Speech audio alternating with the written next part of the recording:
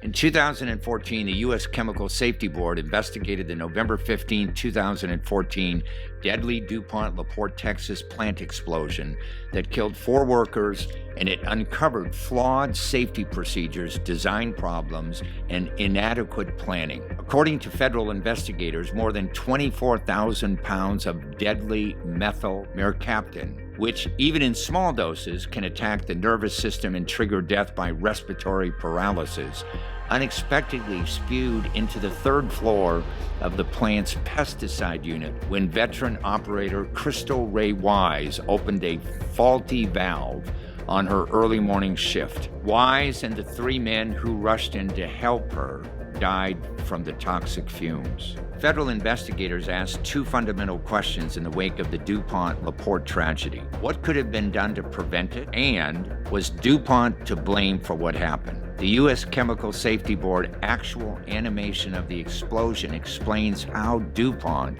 failed to prevent this deadly accident.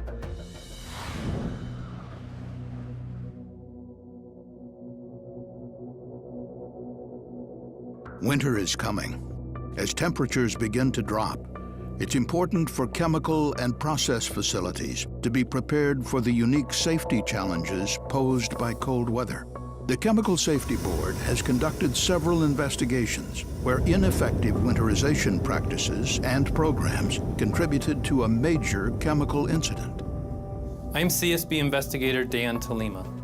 We investigated the November 2014 chemical release at the DuPont facility in LaPorte, Texas, outside of Houston. Our investigation found that days prior to the incident, water had mixed with liquid methyl mercaptan in piping. Due to cold weather in the Houston area, this mixture formed a solid material called a hydrate, which blocked the piping. Operations personnel in one area of the plant attempted to clear the blockage. And later, in a separate area of the plant, 2 workers opened valves in response to what they believed was a routine, unrelated pressure problem. But the CSB discovered that the high pressure in that other piping was due to the fact that liquid methyl mercaptan was once again flowing through the original, now unblocked pipes. Nearly 24,000 pounds of deadly methyl mercaptan escaped through the open valves in a poorly ventilated manufacturing building. The 2 workers were killed when they were overcome by the toxic vapor. One of those workers made a distress call, and 2 additional workers died responding to that call.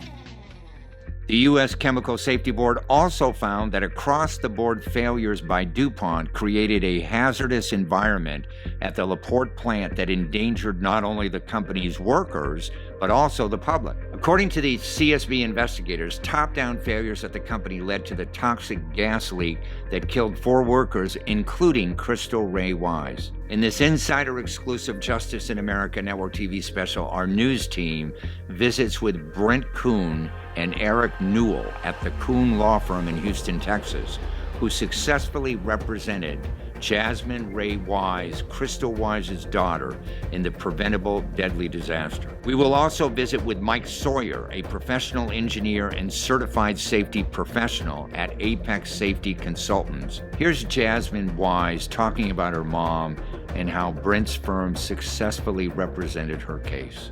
What I loved most about my mother was her devotion to always find the good in people, her drive to want to try to be a better person, and she was going to move here.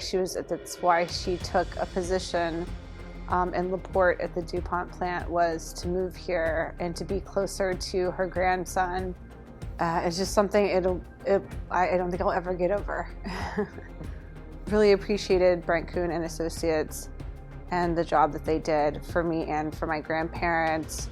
I mean, they always kept us on point and on note of what they were up to, and I just really appreciated them being able to have that legal stand-in for us and that voice, because I don't think that me and my grandparents were able to have that hardship to go after such a large company and to test them on their policies. Brent Coon and Eric Newell are no strangers to complex cases. They have earned a reputation as unyielding trial lawyers who repeatedly represent individuals and families and repeatedly win. They have earned the highest respect from citizens and lawyers alike as some of the best trial lawyers in Texas and in the nation. They built substantial reputations by consistently winning cases other law firms have turned down. Today, the Brent, Coon & Associates law firm has grown to national and international prominence, with offices from Ohio to California and a network of over 100 associated firms around the country and abroad. The firm has the capacity to take on any type of litigation almost anywhere in the world. Brent is well known as an expert in the petrochemical industry and has been a regular guest in the legal arena as a speaker and as a guest commentator and advocate with multiple media sources, including 60 Minutes, CNN, MSNBC, and BBC. Brent's and Eric's amazing courtroom skills and headline-grabbing success rate continue to provide their clients with the results they need and the results they deserve. This is the Insider Exclusive, live from Houston, Texas.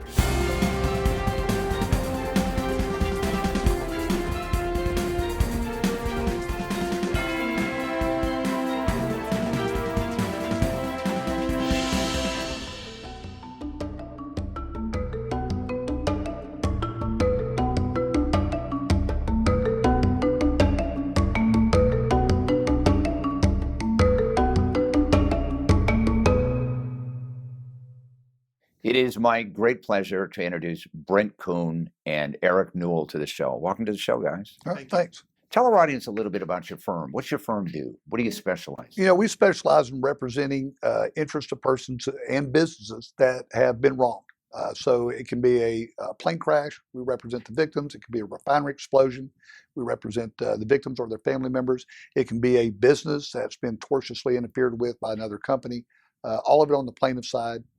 That's what we do. And when we talk about the plaintiff side, usually that's the little guy side. It is a little guy side. And again, some of our businesses with small companies and stuff, they're still the little guys even in the business world. But yeah, we represent the little guys. You know, you could have been a lawyer for DuPont. You could have been a lawyer for British Petroleum, but you chose not to. Why? I don't like them. But why you don't like major corporations? I really don't like the attitude of major corporations because I think that many of them, particularly in the heavy industry areas, there's a disrespect to the workforce. I grew up on the workforce side of it. I was a blue-collar worker before I went to college and law school. Everyone in my family was. Most of my friends still are. And I understand how that industry operates, and they're bottom line profit driven. And they do so with so much impunity that they sacrifice safety and health issues in the workforce that results in people dying and getting hurt when they shouldn't have had, which is unfortunately how we now make our living. What about you, Eric? You're on the plaintiff side. I'm on the plaintiff side. Just like Brent, I grew up blue collar. Both my grandfathers worked in the oil industry, and my grandfather's missing a finger because of that. And so you see that these workers come in, they try to provide for their families, and they work in dangerous environments, and they really shouldn't have to. It's unfortunate that they do, and when they do get hurt, we do our best to help them. Let's talk about this case, and let's talk about your client, okay? Crystal Rae Wise. Who was she? Unfortunately, I never got to meet her personally, but from talking to the family, she was obviously a very big-hearted woman. She loved animals. In fact, part of the condition of the settlement was that some donations were made to the Humane Society, where she spent so much of her time caring for stray animals and things like that. She was obviously extraordinarily close to her daughter, so much so that they got back together over here when she came to work over here at the DuPont facility. She was a recent hire there. She'd actually worked over at the Firestone plant over in another county before coming out here. Tell our audience a little bit about what happened at this DuPont plant. Well, ultimately what happened is a heavier than air chemical got released into an enclosed space, and it killed 4 people. How that happened is sort of a series of unfortunate events going back a week or more. But ultimately, I think it was a failure of the design of the facility. The gas that was released that killed these people actually came out of a garden hose that was attached to a piece of process equipment. And When they turned on a valve and didn't realize that this gas could come out, it started pumping out of the end of this garden hose, killing the guy that had turned the valve almost instantly, and then it flooded the entire unit, ultimately killing Crystal and two brothers, one of whom wasn't even in the unit, but had rushed in to save his brother. Your law firm represented Crystal's family. Yes, sir. What were some of the unique aspects of this case? You know, probably first and foremost was it happened because the company had done so many things wrong, including running the unit without any ventilation system. There was a ventilation system in place. It's required. This is a unit that has to have fresh air and a ventilation system in the event of a leak or something like you had here. And in this case, they were broken. So you're not even supposed to be running the unit, and they ran it anyway. The company knew they were. The company knew, yeah, they were broke, and they actually had plans to fix it, and had not engaged that process yet. How long had it been broken? Been months, not like hours, months, and they were still running the unit with that broken. They did not have. They knew that there was highly toxic gases inside these lines, and yet they didn't have emergency air systems for everyone. Did not require them to wear them when they were doing repairs. Did not even have them in place in the event there was a leak that they could readily grab them. In fact, one of the brothers that died ran into the building to try to bring him an air pack and bring the others that were up there air packs so that they could put those on and then escape. And unfortunately, this gas was so toxic that as soon as you're exposed to it, you pass out and shortly thereafter die. So it was a litany of different reasons, all of which management was well aware of beforehand that caused these fatalities. Now, as with the BP case, there were some challenges that you had, legal challenges. What were they? Well, the biggest problem is workers' compensation. Most employers have an insurance policy that provides basic benefits in the event someone gets hurt or killed on a job. It's called workers' comp.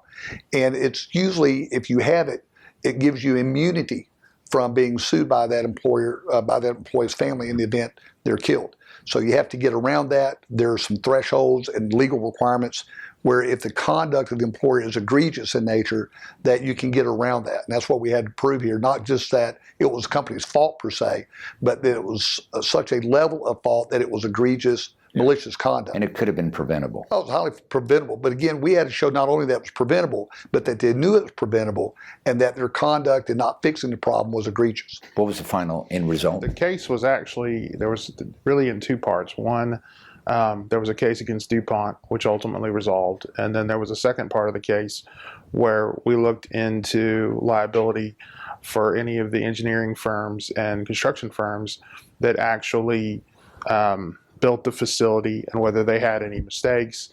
Ultimately, we were able to get a resolution with them, but there were so many of them, and they changed hands so often that they were able to just point the finger at one another. Mm-hmm. And it took some real legal effort and real nose to the grindstone work to get a resolution with those remaining defendants. You literally have to become scientists, don't you? Those are the unique challenges. Anytime you have, whether we're dealing with a plane crash or refinery explosion or any other major catastrophic event, we then have to put on the hat of the experts in that field. Fortunately, there are experts out there that are available to us that help us get up to speed on all the critical issues and educate us so that we can inquire intelligently on a lot of these issues, depose the witnesses that we need working for them in a manner where we can use their vernacular and really understand what's going on to be able to pin them down. Yeah, we do so much different litigation that you really have to be able to learn a whole new area of study on the fly. I mean, you jump in on the deep end, and about the time you learn how to swim in that pool, it's time to go to the next one. Yeah, and the companies don't. You're cramming for your finals every day when you're doing trial work like we do. Yeah, and the companies don't make it easy for you, do they? Oh, they never make it easy. It's too bad, isn't it? Well, if they wanted to play that way, we wouldn't be here in the first place, right? Because they would be taking care of their business, and most importantly, they'd be taking care of their employees. Today we have Crystal's daughter here, Jasmine. So let's bring her on right now. It's my great pleasure to introduce Jasmine Wise to the show. Welcome to the show, Jasmine. Thank you. Tell our audience, take us back to that day, when you first found out that your mom, unfortunately, had been killed in this blast explosion. What were your thoughts? Do you remember that day? So the morning of the accident at DuPont, I got a call from my maternal grandparents, and they said there had been an accident on the job site, and there was one body unaccounted for, and at that time, that was my mom. And so I rushed home with my 2-year-old. It's a 2-hour drive back home, and then a couple hours later, at that point, we knew the worst news was coming, and a representative from DuPont came to my grandparents' home and informed us that she did not make it out of the building. Do you remember what they told your grandparents? They told us that the very general at that point incident of the mesh releasing and how many people were involved, and that they that just kind of a general briefing, I guess, at that point of what they had done for safety precautions on site. So they were telling you what they had done for safety precautions after your mother was killed. I know they had to clear the plant, and I think they also had to notify. It's in a neighborhood, as are many chemical plants in this area, and so I know that they had to have a news conference for that as well. Did they give you any person to contact at DuPont? Yes, they did. And did you contact that person? I did not, no. Your grandparents did, or? No, we did not. We did later. I mean, they contacted us for several days after. Brent, what is the procedure usually? I mean, the company goes out, they tell them some terrible thing happened, and then what happens? This is called Damage Control 101 within the industry, and they have a playbook that they go by, and these are the things that we need to do. First of all, it's triage the environment. Whenever you have a gas leak or explosion in a refinery that can cause gas leaks and other things, first of all, how bad is the damage? I mean, you have to assess the damage that's immediate there. Do we have any loss of lives? Anybody injured? They may have fire brigades or others on site. They may need to call paramedics and others in. They triage. Then immediately after that is there still a leak? Can other units blow up? Can more gas float out and hurt other persons? Can it get outside the plant and injure the neighborhood? So there are these levels of danger that can still be out there that you're having to assess. Once they do that, they immediately go into the playbook of public relations damage control. They meet with the family. They try to show that they care. And we know really that if they cared, it wouldn't happen in the first place. But then they talk to the local city leadership and try to make sure that they have control over the situation. And this is a very weird, isolated deal, and it's not something that they expected or anything. And it's all this damage control from a public relations standpoint, with dealing with the employee's family. That's the routine protocol. And there's a playbook for it. I will add to that. Yeah. So we have an aunt that's a paralegal, and she is very close to my grandparents and lives right down the street from them. And she actually came over as we were waiting on DuPont TV to get to the house. And she's the one that suggested, she's like, you should call a lawyer because, I guess the one nice thing about having legal representation during something like that is they're actually able to go in and do their own investigation. Whereas, so you're not relying on the plant. What point in time did you arrive when you decided that maybe DuPont was not telling the whole truth? I think any time when something like that happens, that there's going to be a moment of, from a company standpoint, of what did we do wrong, and could we have prevented it? And at that point, I would think that many companies would try to downplay their process in that, unfortunately. Yeah, we've seen that every time, Steve. First, they go in and say, this was unavoidable, right, unexpected, unpredictable. And 1 in a million. And 1 in a million, those kinds of deals. And the other is their fallback position is always number 2, which is that we've done an investigation now, and if it wasn't unavoidable, unpredictable, some employee, some rank and file person working out there screwed up. And they always make that individual or persons, the fall persons, fall guy, fall girl, or whatever, in almost every count. There's never, ever corporate accountability and management accountability going into these scenarios. Yeah, this case took how long to resolve? This one actually matured quicker than most. Probably about a year less on the DuPont side, and Yes. somewhat with the engineering companies that were involved. And you obviously had questions all along that you were asking, what's happening, right? Sure, of course. Are you now, knowing what you know today, are you surprised at some of the falsehoods that the DuPont and their lawyers put forward, trying to blame other people? No, I wouldn't say surprised. I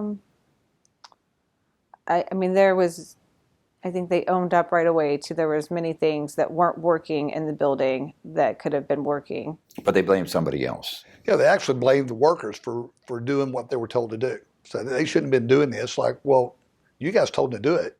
And yeah, we agree they shouldn't have been doing it, but they were operating under the instructions of their superiors. And y'all were responsible for better engineering, better processes, certainly not have them try to fix a problem out there the way they were trying to fix it when the lines weren't working. And then more importantly, if something does go wrong, where's your safety? Where's the air packs? Where's the air fed systems? Where are the ventilation systems? Where's the alarm systems? Where is all of that? And you know, the unit's not working. You already have the people out there trying to fix it. If something goes wrong there, where are the safety nets? There were none. Going through this whole ordeal, what is your opinion of the legal system now? I think that within the legal system, there are many ways to word things in certain manners that maybe not always work for the families. What do you think about the job that his firm did, Brent's firm did? I think they did an excellent job with their investigation that they did. I was very pleased with that, and happy to know that we had someone on our side. This was another one of those workers' comp cases where we're restricted with what we can recover because the law favors the employer and protects them. So we had to do a lot of maneuvering just to get a recovery at all. And you could never get, under these exceptions to the getting around the comp, you can never get a compensation package that's fair because it's still restricted.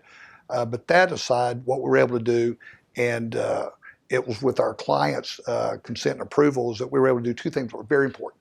Number one is we were able to get some additional monies outside the maximum they would owe under this exception we were able to do. We got the maximum for that, and then we were able to get them to donate some other monies in her mother's memory to the Humane Society for funding and operating a trail in her memory. And again, she was very much in love with the Humane Society and the animals there. It was all about the animals. So there's a permanent memorial there. And probably most importantly, we got the company to issue a letter. It's DuPont, one of the biggest companies in the world. They send out a remembrance, a minute of remembrance at every one of their plants to every one of their employees every year on the anniversary of this as a reminder in memorial to her mom and others that lost their lives that day, but also as a reminder to all the employees out there of what happens and can happen in a very fleeting second, and to, again, owe up to that accountability. Yeah, that's one of those lasting memories, that you're able to do because people will pay attention. Again, I want to thank you for being on the show. I understand, Brent, we have the safety expert, Mike Sawyer, on the show. We do. Let's bring him on.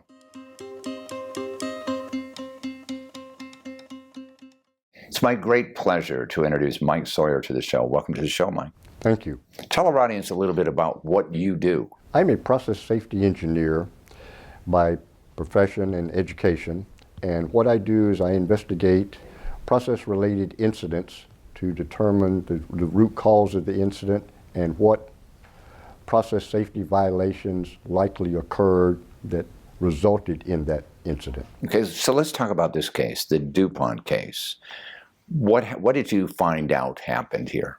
A number of things, sir, in that to start from a broad perspective and narrow it down, process safety guidelines had been ignored at this facility for a number of years, in such that the culture was so risks that were known were not recognized. Do you find that this is the case with a lot of big companies at factories and plants, that they kind of overlook safety in the name of saving money?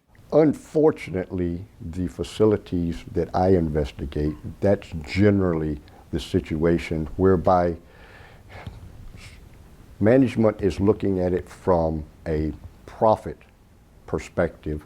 The less they can spend on maintenance, inspection type issues, safety related issues, the greater their profits are, short term, not long term once something occurs. Right, because they got to pay the piper later on. What is the law here in Texas, Brent, about safety requirements? How often? You're laughing. There's no law. There's very little law. It's the law of the West.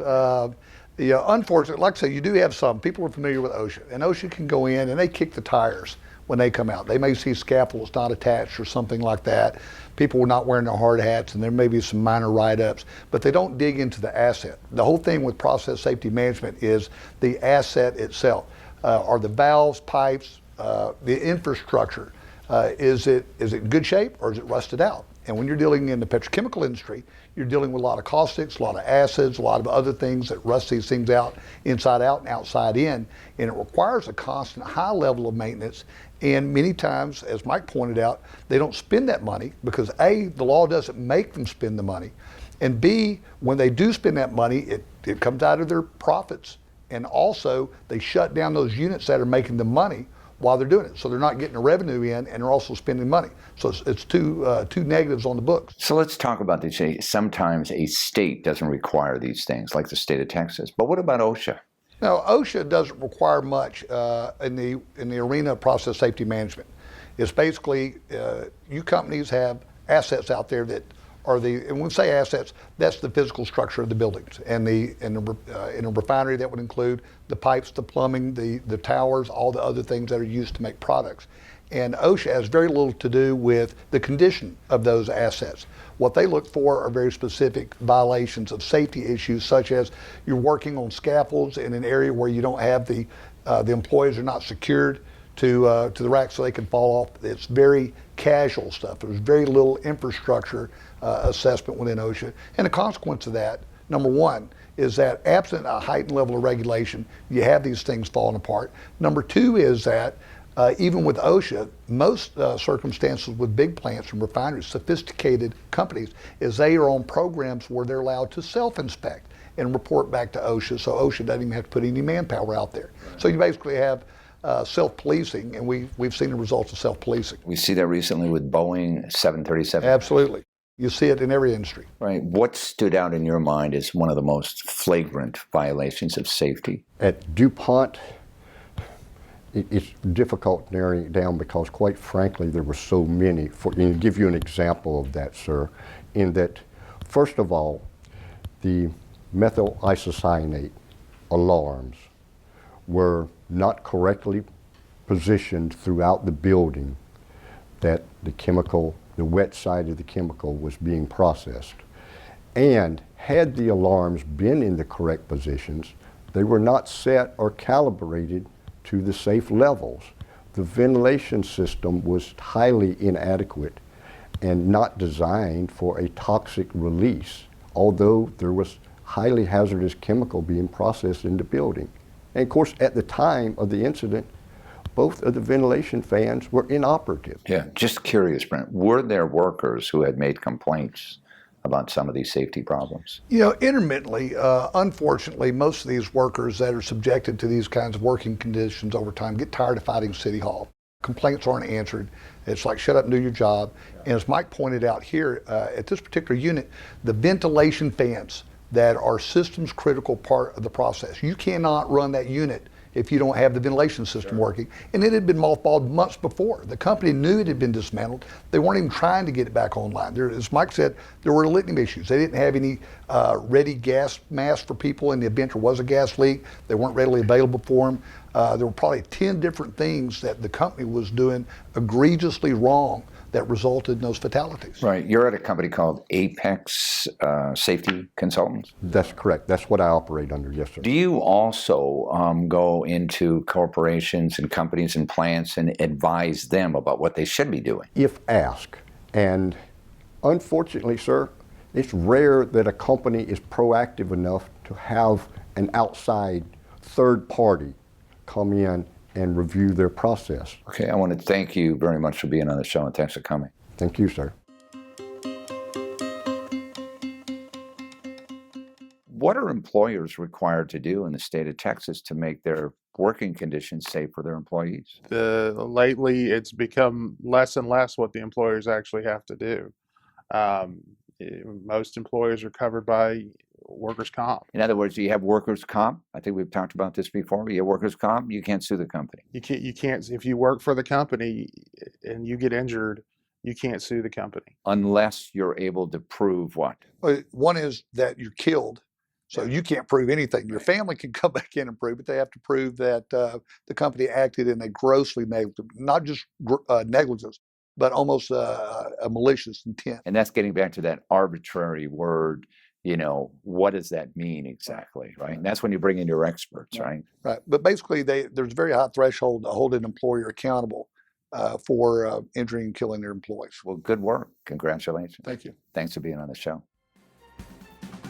Thanks for joining us. You can get more information about our guest and the issues at insiderexclusive.com.